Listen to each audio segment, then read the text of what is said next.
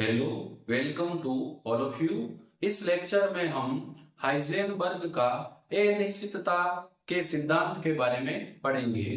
पिछले लेक्चर में हमने डी ब्रोगली के सिद्धांत के बारे में पढ़ा था। जिन्होंने पिछला वीडियो नहीं देखा है वह पिछला वीडियो जरूर देखें। हाइजेनबर्ग के अनिश्चितता के सिद्धांत के अनुसार किसी गतिशील सूक्ष्म कण की स्थिति व संवेग का साथ साथ सही निर्धारण करना संभव नहीं है। अर्थात यदि हम इलेक्ट्रॉन की स्थिति का परिशुद्धता से आकलन करेंगे तो संवेग उतना ही कम परिशुद्ध होगा, और यदि संवेग को परिशुद्धता से ज्ञात करेंगे तो स्थिति उतनी ही कम परिशुद्ध होगी। कहने का मतलब है स्थिति और संवेग दोनों को साथ साथ निश्चित रूप से ज्ञात नहीं कर सकते। जैसा कि इसमें लिखा हुआ है, ये दोनों में से एक जितनी निश्चित होगी दूसरी उतनी ही अनिश्चित हो जाएगी। तो देखो ये सिद्धांत क्या कहता है। इस सिद्धांत के अनुसार जो भी कैंडिडेट ये वीडियो देख रहे हैं, वीडियो पूरा जरूर देखें ताकि आपको इससे रिलेटेड कोई भी क्वायरी नहीं रहे। इस सिद्धांत के अनुसार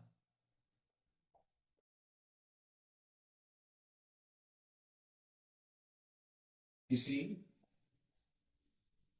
गतिशील गति में है वो, फिर सूक्ष्म कण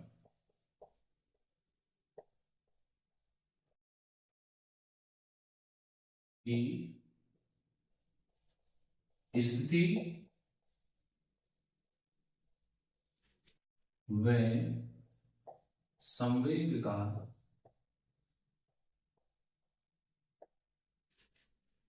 साथ साथ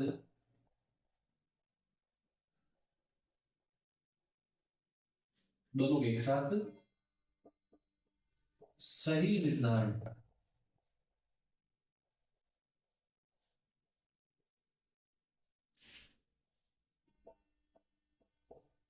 करना संभव नहीं है। इसका मतलब क्या हुआ, अर्थात स्थिति पोजीशन जितनी परिशुद्ध होगी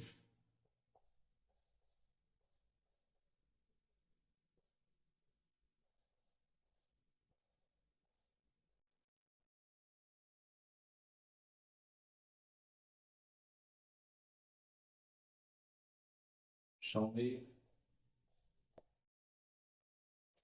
उतना ही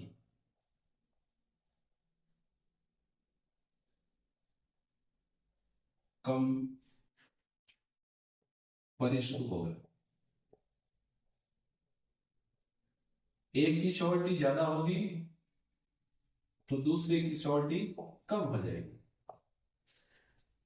मान लो स्थिति में अनिश्चितता को हम मान रहे हैं डेल्टा एक्स, संवेग में अनिश्चितता को हम मान रहे हैं डेल्टा पी।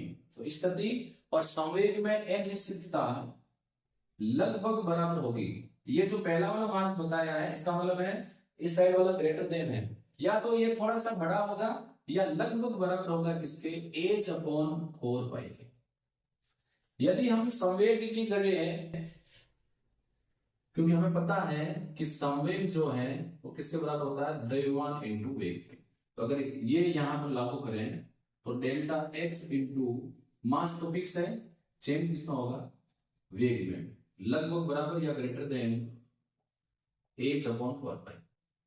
एम नीचे आ जाएगा तो delta x into delta we लगभग बराबर h/4 डाउन कैसे जाएगा एम। यहां पर डेल्टा एक्स पोजीशन में अनसर्टेनिटी, स्थिति में अनिश्चितता, और डेल्टा पी संवेग में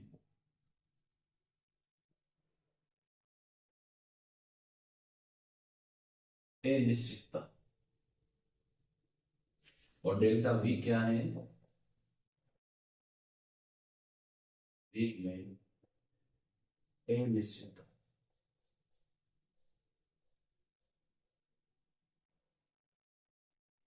ये जो समीकरण है इनके बारे में हमें जानकारी होनी चाहिए। ये हमें स्थिति और संवेग में अनिश्चितता के बारे में बताता है, और ये समीकरण हमें स्थिति और वेग में अनिश्चितता के बारे में बताता है। इनके बारे में हमें जानकारी होनी चाहिए। लगभग सबको याद है, अच्छी बात है। अब हम यदि गतिशील इलेक्ट्रॉन की स्थिति ज्ञात करना चाहते हैं, या अगर हम ऐड करना चाहें तो लिख सकते हैं अर्थात इलेक्ट्रॉन की स्थिति जितनी परिशुद्ध होगी संवेग उतना ही कम परिशुद्ध होगा। सपोज करो ये न्यूक्लियस है और ये इलेक्ट्रॉन की कक्षा है जिसमें इलेक्ट्रॉन गति कर रहा है। यहां पर अब इस गति कर रहे इलेक्ट्रॉन की अगर हम स्थिति ज्ञात करना चाहें तो यहां पर हमें क्या डालनी पड़ेगी? लाइट। इस इलेक्ट्रॉन की स्थिति ज्ञात करने के लिए हमें इसके ऊपर लाइट डालनी पड़ेगी ताकि ये हमें दिखाई दे। तो इलेक्ट्रॉन की स्थिति ज्ञात करने के लिए इसे प्रकाश द्वारा प्रदीप्त करना पड़ेगा, लेकिन जो प्रकाश हम यूज कर रहे हैं उसकी तरंग दैर्ध्य इलेक्ट्रॉन की विमा से छोटी होनी चाहिए। जब भी हम किसी भी परिणाम निकालना चाहें, चाहे आप किसी की लंबाई निकालना चाहें, तो जो हम पैमाना लेते हैं वो उसकी विमा से छोटा होना चाहिए। ठीक इसी प्रकार यदि हम इलेक्ट्रॉन की स्थिति ज्ञात करना चाह रहे हैं तो जो प्रयुक्त प्रकाश है उसकी तरंग दैर्ध्य इलेक्ट्रॉन की विमा से छोटी होनी चाहिए। अब क्योंकि तरंग दैर्ध्य छोटी है तो ऐसे प्रकाश की ऊर्जा अधिक होगी, अर्थात जो हम प्रकाश काम में ले रहे हैं उसके फोटोन की ऊर्जा अधिक होगी। और जब ऐसा उच्च संवेग वाला फोटोन, जो प्रकाश का फोटोन हम इसके ऊपर डाल रहे हैं, इसका संवेग अधिक है, ये अधिक संवेग वाला प्रकाश का फोटोन जब इलेक्ट्रॉन से टकराएगा तो उसकी ऊर्जा में परिवर्तन कर देगा। अब हम स्थिति ज्ञात कर लेंगे, लेकिन इस स्थिति में संवेग का निर्धारण करना संभव नहीं होगा। फिर बता रहा हूं, इलेक्ट्रॉन की स्थिति ज्ञात करने के लिए इसको हमें प्रदीप्त करना पड़ेगा ताकि हमें दिखाई दे। इसके लिए हम क्या करेंगे? इसके ऊपर एक लाइट डालेंगे, लेकिन लाइट की तरंग दैर्ध्य इलेक्ट्रॉन की विमा से छोटी होनी चाहिए। और हमें पता है, देखो मैं ये बता देता हूं, E बराबर होता है hc/λ, यानी E और तरंग दैर्ध्य एक दूसरे के युद्ध कर्मानुपाती है। तो तरंग दैर्ध्य क्योंकि इलेक्ट्रॉन की विमा की है तो बहुत छोटी है, तो ऊर्जा बहुत ज्यादा है, अर्थात जो प्रकाश का फोटोन हम इलेक्ट्रॉन पर डाल रहे हैं उसकी ऊर्जा अधिक है। और ऊर्जा अधिक है, कल हमने ये पढ़ा है P बराबर h/λ, क्योंकि ये हमने कहां से निकाला? डी ब्रोगली के सिद्धांत से, तो इसी से ये निकल रहा है। ऊर्जा ज्यादा होने का मतलब है फोटोन में संवेग भी अधिक है, तो ऐसे अधिक संवेग वाला फोटोन जब इलेक्ट्रॉन से टकराएगा तो उसकी ऊर्जा में परिवर्तन कर देगा। ऐसी स्थिति में हम उसका वेग नहीं ज्ञात कर पाएंगे कि उसका वेग कितना है, क्योंकि उसकी जो ऊर्जा है वो उच्च ऊर्जा वाले फोटोन के टकराने के कारण बदल गई है। तो इस प्रकार हम स्थिति का सही निर्धारण कर सकेंगे, लेकिन इस स्थिति में हमें यह नहीं पता चलेगा कि इलेक्ट्रॉन कितनी गति से घूम रहा है, उसका वेग कितना है। तो देखो इसको मैं यहां मेंशन कर रहा हूं, इलेक्ट्रॉन की स्थिति ज्ञात करने के लिए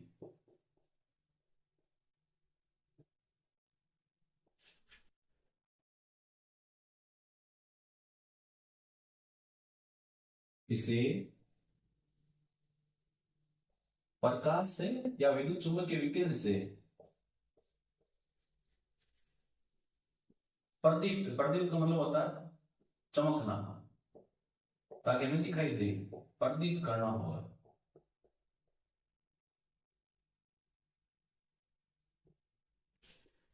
जो लाइट हम काम में ले रहे हैं, प्रयुक्त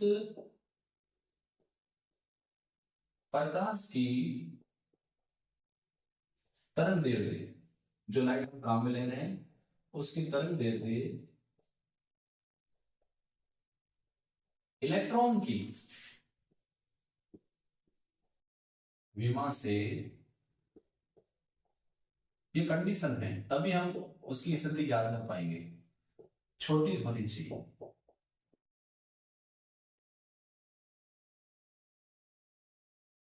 तरंग दैर्ध्य जब छोटी होगी तो हमें पता है तरंग दैर्ध्य और ऊर्जा में क्या संबंध है, ये एक दूसरे के व्युत्क्रमानुपाती होते हैं।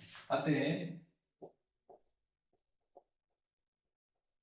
प्रकाश का जो फोटोन है, जो उस प्रकाश का फोटोन हम इलेक्ट्रॉन पर डालते हैं, प्रकाश के फोटोन की ऊर्जा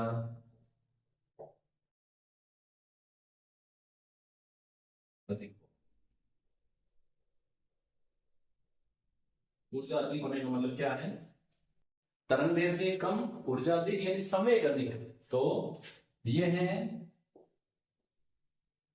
समय की ऊर्जा भी कह सकते हो उच्च ऊर्जा वाला या उच्च संवेग। संवेग में कैलकुलेशन है तो ऊर्जा डाल देता हूं, और ये इस रिलेशन से हमें पता चल रहा है कि ऊर्जा तरंग दैर्ध्य एक दूसरे के व्युत्क्रमानुपाती। जो प्रकाश हम काम में ले रहे हैं उसकी जो तरंग दैर्ध्य है वो इलेक्ट्रॉन के विमा की, यानी उससे भी छोटी है, तो तरंग दैर्ध्य बहुत कम। तो तरंग दैर्ध्य जितनी कम, ऊर्जा उतनी अधिक। तो जब ये प्रकाश के फोटोन की ऊर्जा जब अधिक होगी तो ये उच्च ऊर्जा वाला यानी उच्च संवेग वाला फोटोन जब इलेक्ट्रॉन से टकराएगा तो क्या करेगा, इलेक्ट्रॉन से टकरा कर उसकी ऊर्जा में, अधिक ऊर्जा वाला जब टकराएगा इलेक्ट्रॉन से, जाहिर सी बात है उसकी ऊर्जा बदलेगी, उसकी ऊर्जा में परिवर्तन कर देगा।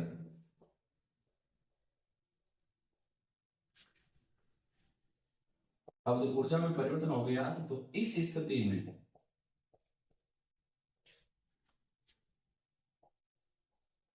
इलेक्ट्रॉन का वेग कहें या संवेग कहें, वेग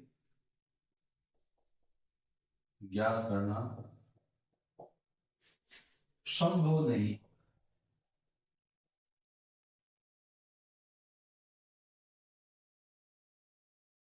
तो हमने इलेक्ट्रॉन की स्थिति तो याद कर ली कि अभी ये कहाँ है एग्जैक्ट, लेकिन ऊर्जा बदलने के कारण हमें ये नहीं पता होगा कि उसकी स्पीड कितनी है। तो इससे क्या होगा, इस प्रकार गतिशील इलेक्ट्रॉन की स्थिति ज्ञात हो जाएगी,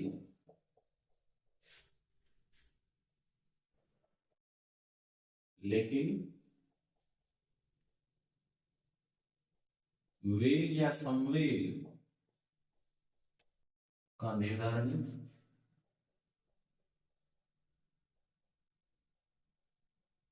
नहीं होगा। अब इसका वाइस वर्सा भी है, यदि हम संवेग का निर्धारण करना चाहेंगे कि कितनी स्पीड से घूम रहा है तो हमें यह नहीं पता चलेगा कि उसकी स्थिति क्या है। तो इस प्रकार हाइजेनबर्ग के अनिश्चितता के सिद्धांत के अनुसार किसी गतिशील सूक्ष्म कण की स्थिति और संवेग दोनों का साथ साथ सही सही निर्धारण करना संभव नहीं है। अर्थात इलेक्ट्रॉन की स्थिति जितनी परिशुद्ध होगी संवेग उतना ही कम परिशुद्ध होगा। ये हमने एक एग्जाम्पल द्वारा समझा। हाइजेनबर्ग के अनिश्चितता के सिद्धांत से जो निष्कर्ष निकलता है कि अपने ये क्या काम में आ रहा है या इसे रिजल्ट क्या निकल रहा है, तो निष्कर्ष नंबर 1 यह है कि किसी कण के संवेग और अगर स्थिति का हमें ज्ञान है तो उसके द्वारा हम कण के प्रक्षेपवक्र का निर्धारण कर सकते हैं। अर्थात किसी कण के संवेग व स्थिति द्वारा उसके प्रक्षेप पथ का निर्धारण कर सकते हैं कि वो किस पथ में घूम रहा है। लेकिन इलेक्ट्रॉन की स्थिति और संवेग, क्योंकि स्थिति और संवेग का हम साथ साथ निर्धारण नहीं कर सकते, तो इलेक्ट्रॉन का एक निश्चित कक्षा में घूमना, एक निश्चित पथ में गति करना संभव नहीं है। तो देखो इसको मैं निष्कर्ष में ऐड कर रहा हूं, रिजल्ट क्या निकल रहा है, नंबर 1। इसको थोड़ा ध्यान से समझेंगे, वापस बता रहा हूं। यदि हमें किसी कण की स्थिति और संवेग क्या ज्ञान है कि स्थिति कितनी है, संवेग कितनी है, तो संवेग और स्थिति द्वारा हम उस कण के प्रक्षेप पथ का निर्धारण कर सकते हैं कि वो किस पथ में घूम रहा है। लेकिन इलेक्ट्रॉन की स्थिति और संवेग अनिश्चित है, तो इलेक्ट्रॉन का एक निश्चित पथ में गति करना संभव नहीं है। क्योंकि अगर संवेग और स्थिति निश्चित ही नहीं है तो क्या हम ये बता सकते हैं कि इलेक्ट्रॉन किस पथ में घूम रहा है? असंभव है। अगर हमें संवेग और स्थिति का सही सही ज्ञान है तो हम बता सकते हैं कि इलेक्ट्रॉन किस पथ में घूम रहा है। सेकेंड, इससे रिजल्ट ये निकल रहा है कि हाइजेनबर्ग का अनिश्चितता का सिद्धांत केवल सूक्ष्म कणों के लिए लागू होता है, बड़े कणों के लिए नहीं। क्योंकि सूक्ष्म कणों के लिए स्थिति और संवेग में अनिश्चितता इतनी अधिक होती है कि बोर की कक्षा में इलेक्ट्रॉन की गति करना गलत साबित होता है। जिस प्रकार बोर ने कहा कि इलेक्ट्रॉन निश्चित कक्षा में गति करता है, वैसा कुछ नहीं होता है। क्योंकि अगर ऐसा होता तो इलेक्ट्रॉन की स्थिति और संवेग का सही सही निर्धारण होना चाहिए, जबकि सही सही निर्धारण नहीं होता। तो मैं लिख रहा हूं नंबर 1 निष्कर्ष, किसी कण की स्थिति व संवेग द्वारा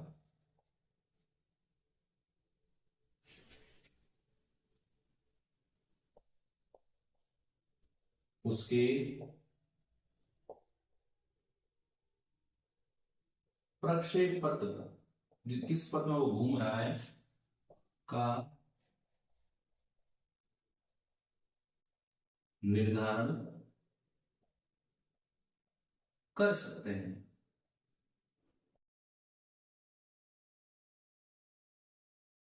इलेक्ट्रॉन की स्थिति व संवेग में अनिश्चितता होती है, एक निश्चित और दूसरा अनिश्चित। अब जब ये अनिश्चित है तो क्या हम बता पाएंगे कि इलेक्ट्रॉन किस पथ में घूम रहा है? नहीं बता पाएंगे। तो क्योंकि स्थिति और संवेग अनिश्चितता होती है, अतः इलेक्ट्रॉन का निश्चित पथ में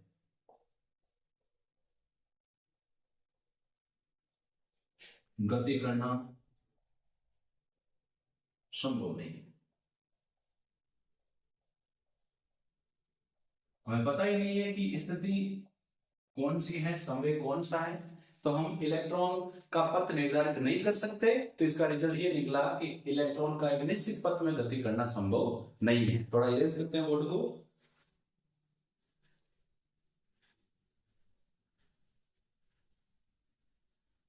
दूसरा रिजल्ट क्या निकलता है इससे, उसकी हम बात करते हैं।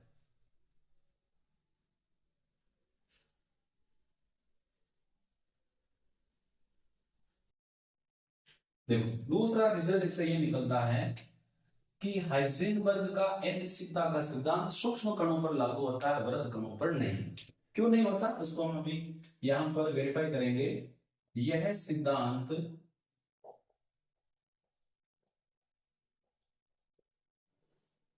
केवल सूक्ष्म कणों पर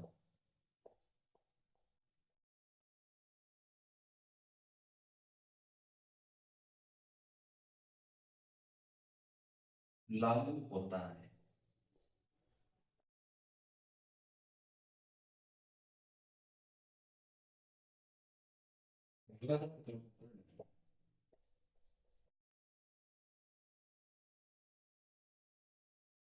इसको हम यहां पर वेरीफाई कर रहे हैं, क्यों नहीं होता। देखो, यहां पर हम ले लेते हैं बृहद कण यानी बड़ा कण, और यहां हम ले लेते हैं सूक्ष्म कण।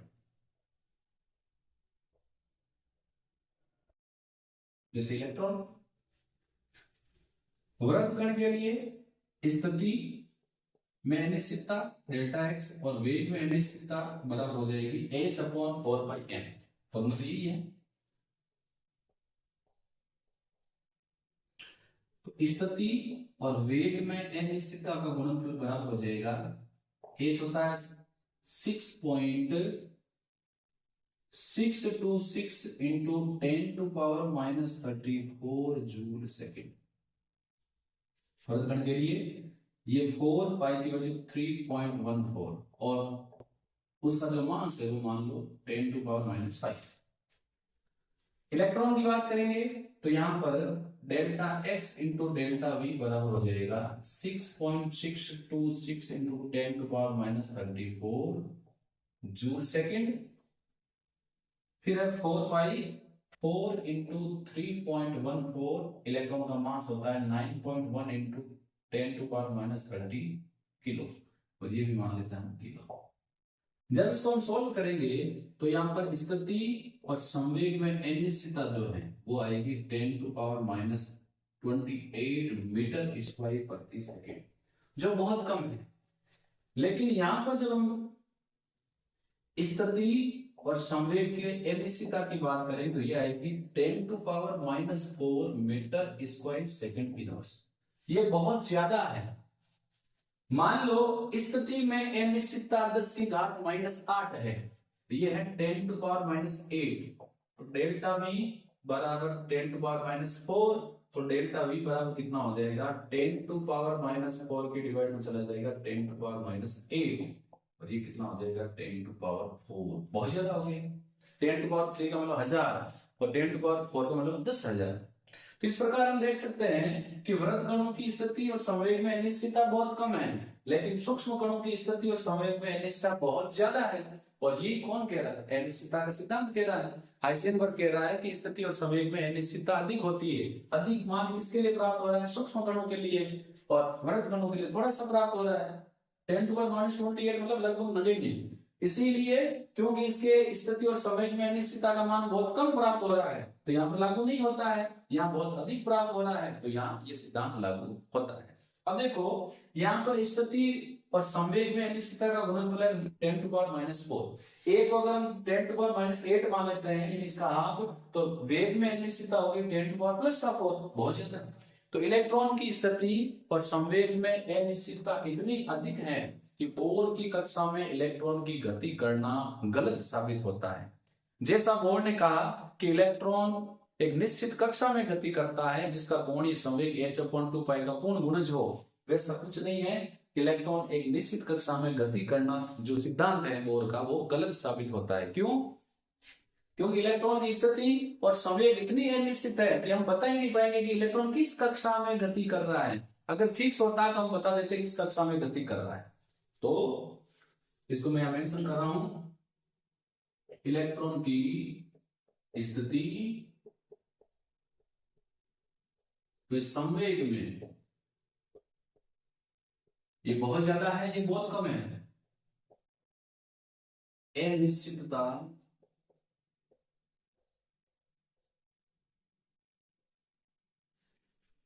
इतनी अधिक है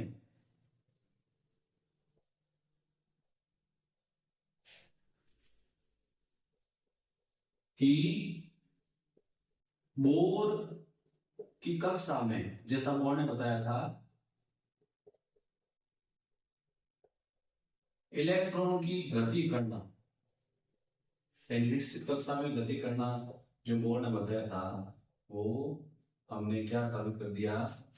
गलत साबित होता है।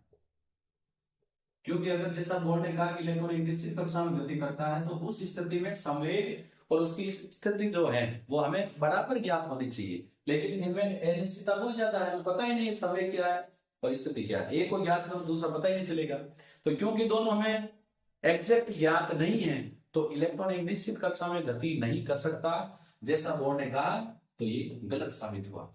इसीलिए निश्चित संवेग व स्थिति के स्थान पर प्रायिकता के मॉडल को हम उपयोग में ले सकते हैं। इसका मतलब ये हुआ कि इलेक्ट्रॉन एक निश्चित संवेग और निश्चित स्थिति वाला नहीं है। इसका मतलब इलेक्ट्रॉन के एक निश्चित स्थान पर पाए जाने की प्रायिकता की गणना कर सकते हैं कि यहाँ इलेक्ट्रॉन के पाए जाने की प्रायिकता कम है या ज्यादा है, 90% है या 10%। लेकिन ये नहीं बता सकते कि अभी वो कौन सी कक्षा में गति कर रहा है, उसकी स्थिति क्या है, उसका संवेग क्या है।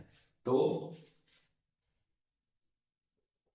रिजल्ट ये निकल गया फाइनल, निश्चित संवेग स्थिति की अपेक्षा इनकी जगह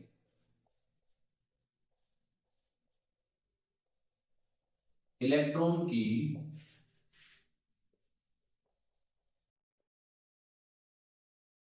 प्रायिकता का मॉडल, इलेक्ट्रॉन की पाए जाने की प्रायिकता क्या है,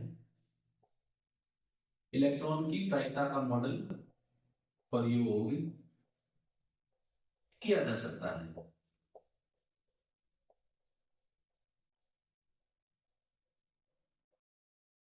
और ये इसमें है जैसा कि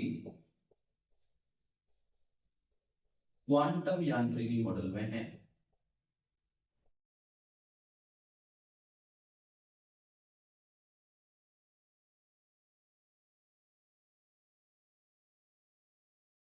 मेरे हिसाब से बहुत कम बच्चों ने इतना सारा डिटेल से पढ़ा होगा।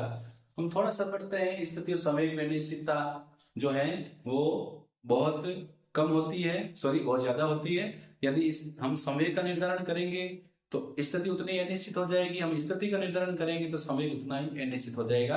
और फिर वो जो हमने समीकरण पढ़ा था delta x into delta V H upon 4 इतना ही पढ़ते हैं। इतना सारा बहुत कम ने पढ़ रखा है और मैंने प्रयास किया आपको इसको पूरा समझाने में। तो रिजल्ट ये निकला फाइनल कि इलेक्ट्रॉन के निश्चित संवेग और निश्चित स्थिति की अपेक्षा हम इलेक्ट्रॉन की प्रायिकता के मॉडल का प्रयोग कर सकते हैं। और ये किसमें काम में लिया गया है, क्वांटम यांत्रिकी मॉडल में। उसमें किसी विशेष स्थान पर या निश्चित स्थान पर इलेक्ट्रॉन के पाए जाने की प्रायिकता का परिकलन किया गया है, न कि इलेक्ट्रॉन की स्थिति और संवेग का। तो फाइनल जो हमें फाइनल रिजल्ट मिलता है वो ये है कि हम किसी विशेष कक्षा में इलेक्ट्रॉन की गति का प्रयोग नहीं कर सकते कि इलेक्ट्रॉन एक विशेष कक्षा में गति कर रहा है। हम ये बता सकते हैं कि किसी विशेष स्थान पर इलेक्ट्रॉन के पाए जाने की प्रायिकता कितनी है। जहां पर इलेक्ट्रॉन के पाए जाने की प्रायिकता अधिकतम होती है उसको जैसा कि मैं बताया कक्षक कहते हैं। जहां पर पाए जाने की प्रायिकता न्यूनतम होती है उसको हम क्या बोलते हैं, नोडल तल या सतह। तो यहाँ पर क्वांटम यांत्रिकी मॉडल के विकास में जिन दो बिंदुओं का मुख्य रूप से योगदान रहा, डी ब्रोगली का सिद्धांत और सेकंड हाइजेनबर्ग का अनिश्चितता के सिद्धांत को हमने पढ़ लिया है। नेक्स्ट वीडियो में हम क्वांटम यांत्रिकी मॉडल और उसके बाद हम पढ़ेंगे श्रोडिंगर तरंग समीकरण। हम फिर मिलेंगे नेक्स्ट वीडियो में। धन्यवाद।